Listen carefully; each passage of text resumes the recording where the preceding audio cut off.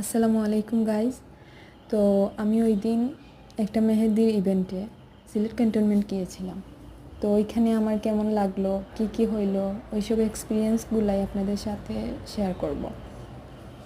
সকাল সকাল ঘুম থেকে উঠায় আমার মুডটা অনেক ভারী ছিল। তো যখন আমরা গেটের ভিতর ঢুকি, সত্যি বলতে আমার ফেসে একটা স্মাইল চলে আসে। আমার এত ভালো লাগে, আমি জানি না কার কাছে কেমন লাগে, তবে আমার অনেক ভালো লেগেছে।